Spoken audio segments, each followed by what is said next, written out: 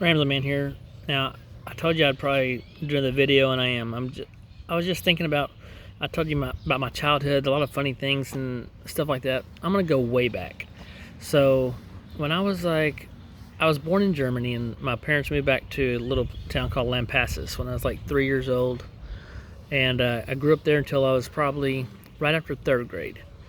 Well, we had a neighbor next to us, and me and the little boy next door grew up, and we hung out all the time like best friends for a long time. And I had another best friend from church and stuff that I hung out with too, but this guy lived next door, so we hung out all the time and played. And we played and played and played all the time. We were just really close.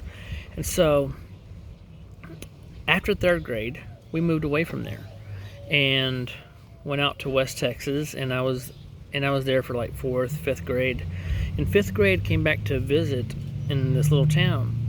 When I was there, we went up to the school, and my mom said she had a surprise, and we met up there. And I was like, oh my gosh! I was seeing my other friend I was talking about, but I saw this guy that lived next door to me for a long time, and I was like, hey! So I was so excited to see him, right? And we just hung out and talked and everything.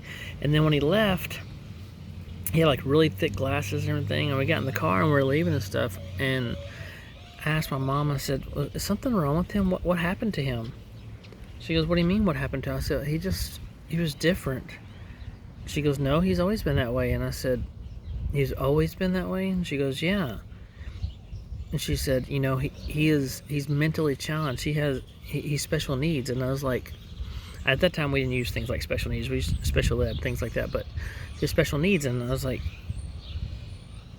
oh, I was perplexed. I really was. Because at the age that I was living next door, I never knew that he was special needs. Because see, as kids are born innocent. And when we turn around and your kids become what we allow them to watch, what we allow them to listen to and see, how we talk to them, how others talk to them, the people they hang out with. That's who determines how these kids are.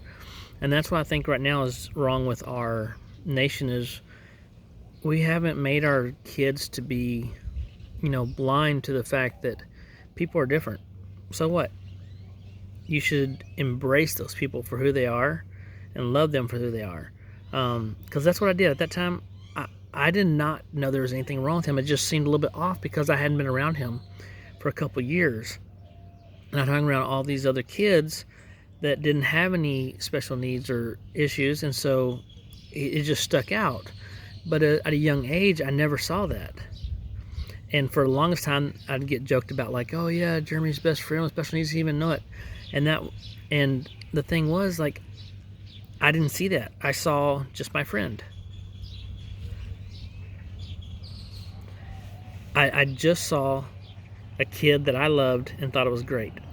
So before your kid watches something, before your kid listens to something, before you allow them to hang out with a certain kid, ask yourself, do you want your child to be like that person, or who you want your child to be like? Because your child's innocent when they come out of that womb. It's just a matter of how you raise them. Just food for thought. Ramblin' Man out.